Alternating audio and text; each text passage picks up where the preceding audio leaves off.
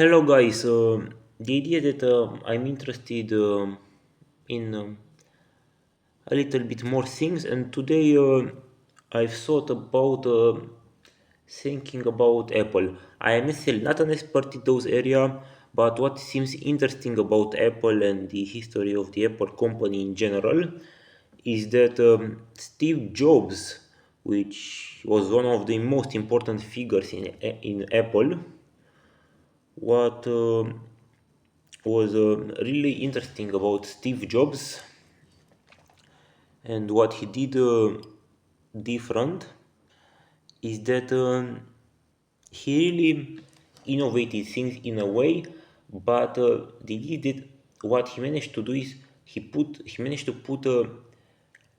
to make people work together in a very interesting way to connect many creative ideas and to innovate, but he didn't innovate. He was not the single innovator. The idea that he definitely was a really it was a he was a very smart guy, close to genius, and he really knew how to spot really bright or novel ideas and yeah, experiment with the design. And Steve Jobs, he died in 2011 from pancreatic cancer. He also had a little bit of controversy around him because yeah, but the idea that every celebrity has some controversy. He was the one that invented the modern iPhone and added the first touch screen market worldwide. And the idea is that after Tim Cook in 2011 basically took over the company, the idea is that Tim Cook basically, not necessarily, excuse me, Steve Jobs basically died, and yeah, he was a really billionaire because he had some stock options in that company. But it is that Steve Jobs was different from Tim Cook, the current CEO of Apple, in the sense that he really cared about more about the product and the product to be interesting and innovative. But even Steve Jobs, it was some controversy around him because he did some, not necessarily, you can watch some videos on the internet, and there were a lot of times when yeah, let's say that he was not really the nicest person to some people, but yeah, what is very interesting and fascinating is that when Tim Cook took over Apple, the idea is that Steve Jobs cared more really about the product. Like he really cared, not necessarily.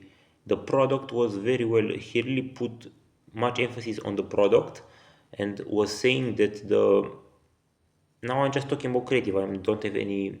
I'm not an expert in this area. And if the product and the people love the product, the stock price will take care of itself. While Tim Cook was more like the technical one, but yeah, the idea is that Apple was always a company that based or was basically a luxury company. The idea is that they always produced high-end devices. They always produce high-end devices, and they always portrayed themselves as a high-quality brand. And yeah, the idea is that they produce a few models of phone each year. Now the new iPhone 17 Air was released. It is one of the thinnest phone, and Apple really releases four models of phones each year, different from Samsung, which releases how to say it, much more models. Apple has definitely is their phones are really expensive. They have a really the Apple ecosystem, which is designed to basically keep you there. But this is a good part because the idea that they differentiate themselves, they do not compete on price necessarily. They compete more on brand. Yeah. They invest a lot of their energy into the brand image. Yeah, they portray themselves, I don't know, like a luxury brand. um, the idea is that they were the first ones. The headphone jack, they eliminated the headphone jack. So now if you want to use headphones, you need to plug them into the charging port if you want them with wire. And now if you want normal headphones, you need to buy AirPods. They were the first one to do this, and the other companies, some Samsung, did this a few months later. Yeah, this is yeah. Apple has about 25% market cap in the phone market, and what is interesting about Apple and different from the other ones is that if you think about it, the products from Apple, I mean, they are very well integrated into the iOS and macOS system in the sense that they both control the software and the hardware. The idea is that in Android, Google is the one that makes the software in the Android, and each manufacturer modifies it. The idea is that Apple, by controlling the software and the hardware, their phones are more energy efficient in the sense that they use less power.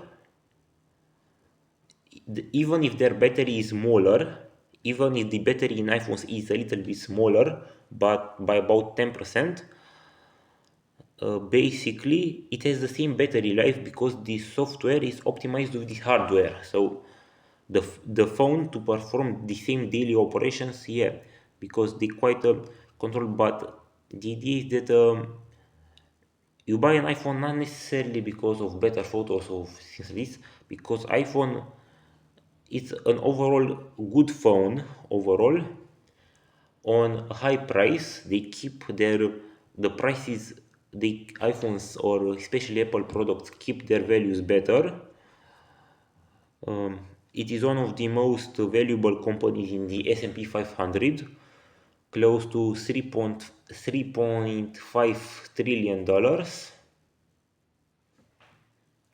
Yeah, and they really did all of their marketing strategy and their brand image and the way they did their product. They are very meticulous and really careful, and they engineered a way to get every type of revenue, because once you are in the ecosystem, you want a tablet, you buy an iPad, then you buy a MacBook, then if you want to listen to some music, you have Apple Music, then the storage, and they take your money from directly from your Apple account, from your debit card. All of the subscriptions pass through them. They have the App Store, and they in the past they took like a 30% cut from all of the sales from the App Store. So they really mastered the way of their brand image and attracting revenue in that way. Yeah, this is what I wanted to say.